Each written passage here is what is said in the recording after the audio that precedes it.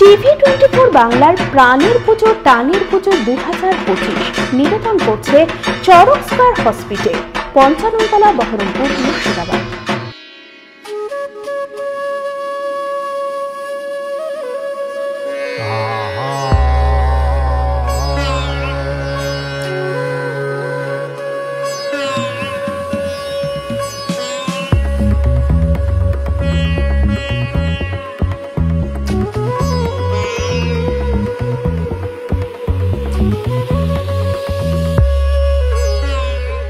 নমস্কার, আপনারা দেখছেন TV24 বাংলার সঙ্গে রয়েছে আমি সুস্মিতা, আর আপনারা দেখছেন চরক স্কয়ার হসপিটাল নিবেদিত প্রাণের পুজো টানের পুজো। আর এই মুহূর্তে আমি দাঁড়িয়ে রয়েছে মুর্শিদাবাদের জলঙ্গিরি আরও একটি ছোট্ট গ্রামে, তার নাম হচ্ছে মণ্ডলপাড়া। আর মণ্ডলপাড়া যতটা আমি জানতে পেরেছি, এই ছোট গ্রামটির মধ্যে রয়েছে 40টি ঘর। 40টি ঘরের কিন্তু হিন্দু পুজো পার্বণের রীতি মেনেই তারা তাদের জীবনযাপন করে। কিন্তু আগামী মাসেই আমাদের দুর্গাপুজো আমরা সবাই জানি, কিন্তু এই গ্রামে হয় না কোনো দুর্গাপুজো। তাহলে বাঙালির সেরা উৎসব দুর্গাপুজো সেলিব্রেশন করতে তারা কি করে জানতে আমরা এই মুহূর্তে সোজা চলে যাব গ্রামের ভেতরে। তাদের সাথে কথা বলে নেব কেন তারা এখানে দুর্গাপুজো পালন করে না, বা সেই সময় তারা কি করে, সমস্ত বিস্তারিত জানতে আপনারা আমার সাথে আসুন এই মুহূর্তে গ্রামের ভেতরে।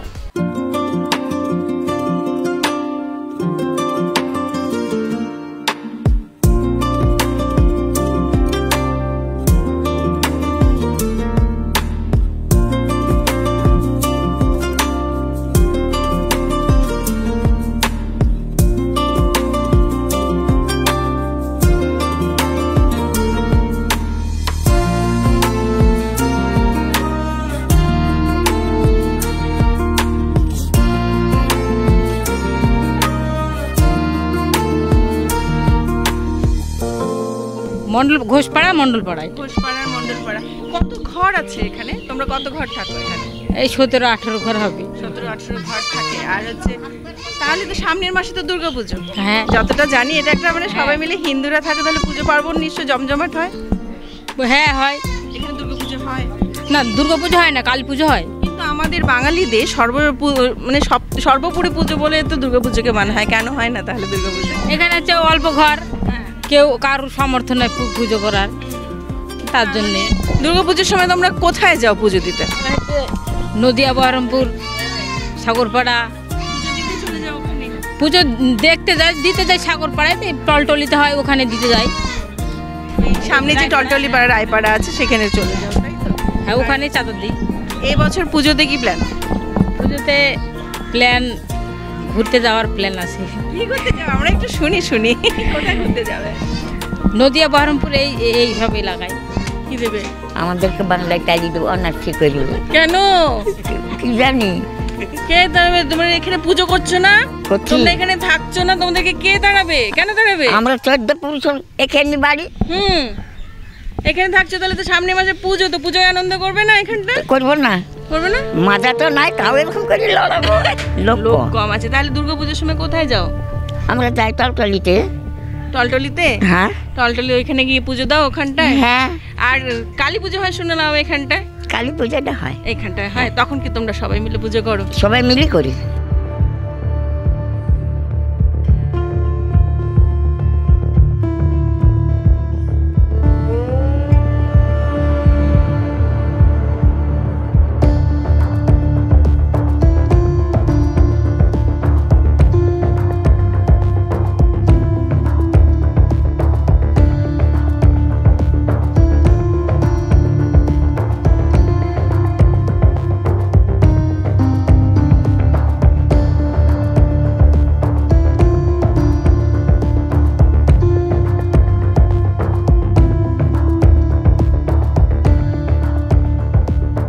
আমরা তো দেখতে পেলাম যে সামনে মাঠঘাট সমস্ত জলে ভরে গেছে, মানে এগিয়ে এসেছে গ্রামের মধ্যে। ঠিক সেরকমভাবে এগিয়ে এসেছে এবছর কিন্তু দুর্গাপুজো। প্রত্যেক বছর যেমন অক্টোবরের শুরু বা মাঝখানি সময় হয়, এবছর সেটা সেপ্টেম্বরেই হয়ে এসেছে।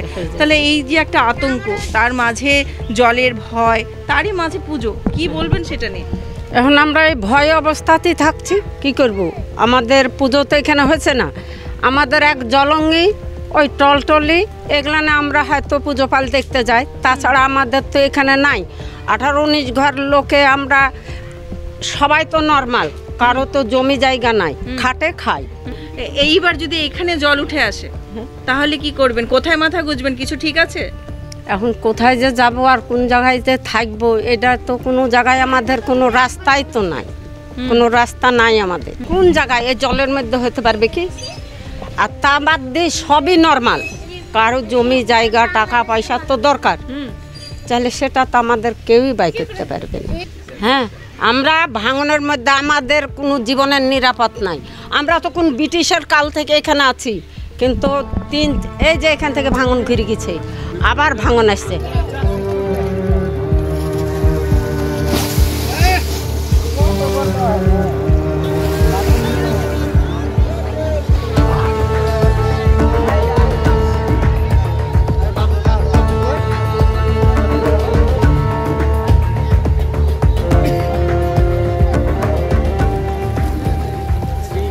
আমরা আছি এই মুহূর্তে ঘোষপাড়ায়, আর ঘোষপাড়ায় আমি গ্রামের ভেতরে ঢুকেছি, ঢুকে বাড়ি বাড়ি কথা বলেছি অনেকের সাথেই, কিন্তু তারা নাকি ক্যামেরার সামনে আসতে চাইছে না। কেন?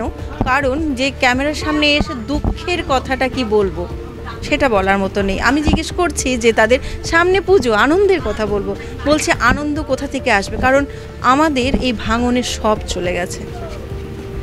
আসুন আমরা তাদের যে দুঃখের কথা একজন কিন্তু আমাদের সাথে শেয়ার করতে রাজি হয়েছে। এই মুহূর্তে আমরা টিভি 24 বাংলার পর্দায় তার সাথে কথা বলবো। নমস্কার দাদা। নমস্কার। কেন হবে না দুর্গাপুজো এখানে হয় না বলতে জমি জায়গা ভেঙে যায়, আর্থিক অবস্থা খুব ভালো না, এদিকে সংখ্যার লোকও এখানে কম আছে, তারপরেও বাইরে সব পুজো টুজো দেখতে যাই, উপায় নাই, আর্থিক অবস্থা একবারে নিম্ন, জমি পয়সার অভাব, আজকাল কৃষি মানুষ।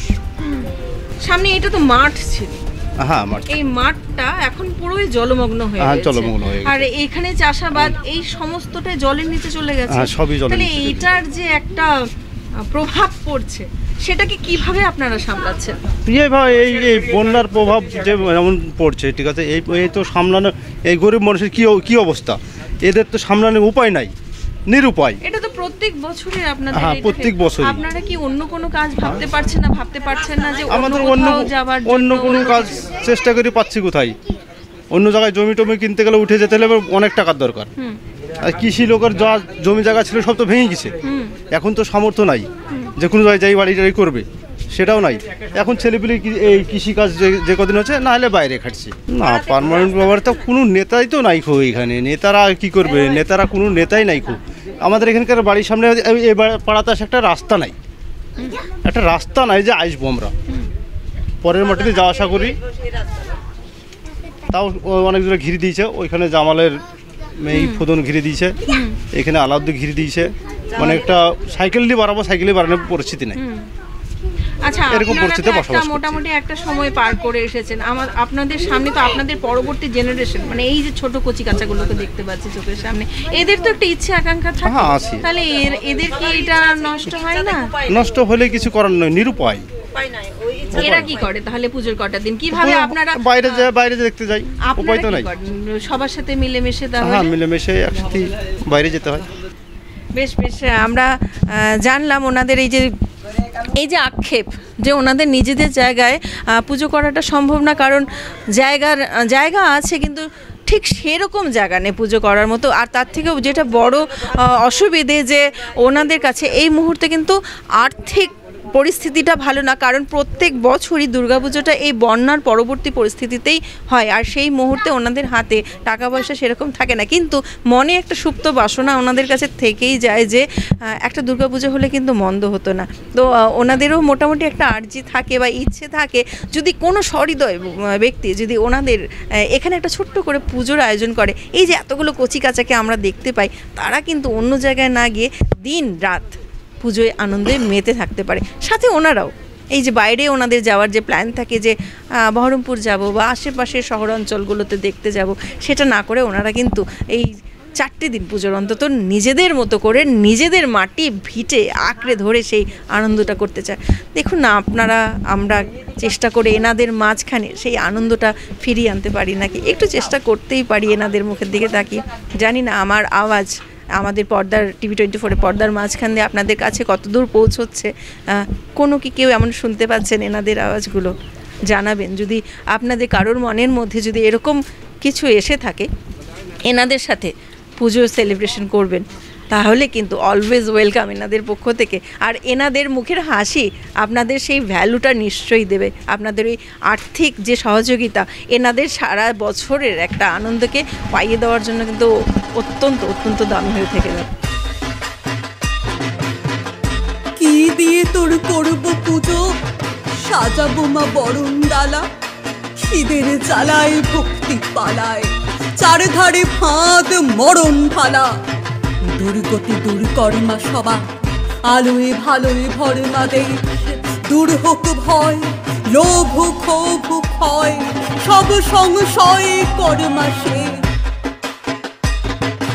TV24 বাংলার প্রাণের পুজো টানের পুজো 2025 নিবেদন করছে হসপিটাল।